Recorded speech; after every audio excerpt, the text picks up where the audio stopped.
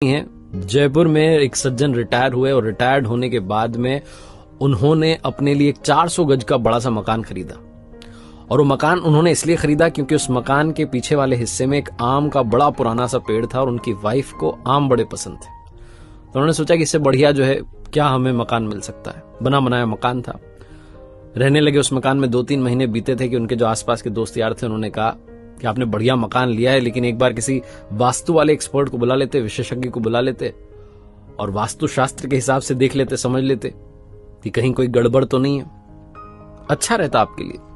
तो इनको आइडिया अच्छा लगा। इन्होंने कहा चलो ठीक है बुला लेते हैं। तो दिल्ली से एक विशेषज्ञ एक्सपर्ट को बुलाया गया जो कि पिछले 30 साल से यही काम कर रहे थे, बड़े दक्ष थे इस काम में। तो उनको रिसीव करने के लिए जयपुर एयरपोर्ट पर गए और वहां से फिर उनको लेकर के अपने घर की तरफ जा रहे थे। तो पहले तो रेस्टोरेंट में उनको बढ़िया सा राजस्थानी भोजन करवाया, लंच करवाया। और जब जा रहे थे सड़क पर, जब गाड़ी चल रही थी, तो वास्तु वाले एक्सपर्ट देख रहे थे कि ये जो सर जी थे जिन्होंने घर खरीदा था, ये कोई भी कार आती है ओवरटेक करने की कोशिश करती तो उसको जगह देते थे आराम से कि वो निकल जाए।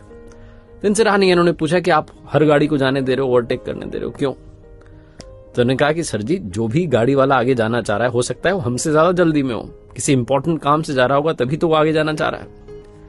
तो वास्तु वाले विशेषज्ञ एक्सपर्ट जो थे वो मुस्कुरा के रह गए। थोड़ा आगे चले तो रास्ता थोड़ा सकरा होने लगा, जैसे जैसे घर आने लगा, गलियां आने लगी और गली में एक बच्चा दौड़ता हुआ सा क्रॉस करके निकला। इन्होंने गाड़ी का ब्रेक लगा दिया और थोड़ा इत्मीनान से वहां रुक गए, देखने लगे कि कोई और तो नहीं निकल रहा। कमाल ये हुआ कि उस बच्चे के पीछे दौड़ता हुआ एक और बच्चा भाग के निकला। अब की बार फिर से रहा नहीं गया। वास्तु वाले विशेषज्ञ ने पूछा कि आपको कैसे पता था कि एक और बच्चा निकलेगा? तो उन्होंने कहा कि अरे सर आपको पता हुआ ना, बचपन में हम खेलते थे तो अकेले थोड़ा ना खेलते थे, हम ऐसे मस्ती में अकेले थोड़ी दौड़ते थे, कोई ना कोई हमारे साथ खेल रहा होता था। तो मुझे लगा कि बच्चा दौड़ के गया, मतलब जरूर इसका कोई पीछा कर रहा है, बच्चा इसके साथ खेल रहा है, तो बस उसी का इंतजार कर रहा था, हमें कौन सा जल्दी है। दूसरा बच्चा निकल गया, अब हम चलते हैं आराम से। फिर से वास्तु वाले एक्सपर्ट मुस्कुराए। जब घर के पास पहुंचे, दरवाजे पर गार्ड ने दरवाजा खोला, गाड़ी अंदर जैसे ही पहुंची तो देखा कि 7-8 पक्षी पीछे की तरफ से उड़ करके जा रहे हैं उस पेड़ के ऊपर से। तो इन्होंने वास्तु वाले विशेषज्ञ से कहा सर जी ने कि आप गाड़ी में बैठे रहिए, उतरिएगा मत। बोले क्यों?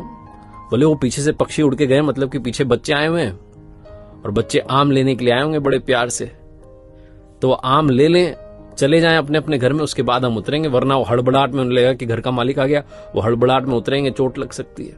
तो आराम से हम बैठे रहते हैं, बच्चों को चले जाने देते हैं, फिर हम चलेंगे। वास्तु वाले विशेषज्ञ ने कहा कि अगर आप बुरा ना माने तो एक बात कहना चाहता हूं, आपको मेरी जरूरत ही नहीं है। ये सर जी डर गए। उन्होंने कहा क्या हुआ, कोई गलती तो नहीं की आपके आदर सत्कार में? उन्होंने कहा नहीं कोई गलती नहीं हुई, आपको मेरे जैसे किसी भी इंसान की जरूरत नहीं है क्योंकि आपके यहां कोई वास्तु दोष ही नहीं है। बोले आप कैसे कह सकते हैं, आपने तो घर ही नहीं देखा।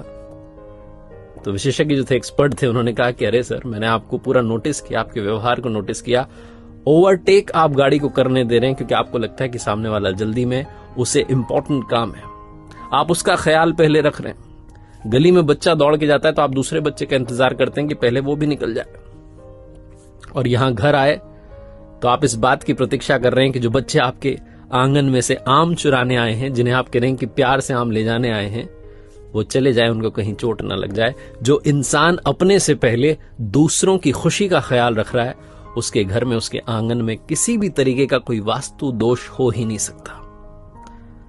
इन्होंने कहा कि आप आ गए हैं तो एक बार घर में अंदर तो आइए, नाश्ता कीजिए। बड़ी छोटी सी कहानी है, लेकिन सार ये कहता है कि अगर आपके मन का भाव सच्चा है तो जीवन में आपका हर काम अच्छा है। जिसका मन पवित्र होता है उसके आसपास किसी भी तरीके का दोष भटकता नहीं है। तो लाइफ में हमेशा अपना तो ख्याल रखिए, अपनी खुशियों का ख्याल रखिए, लेकिन दूसरों की खुशियों को भी प्रायोरिटी देना शुरू कीजिए।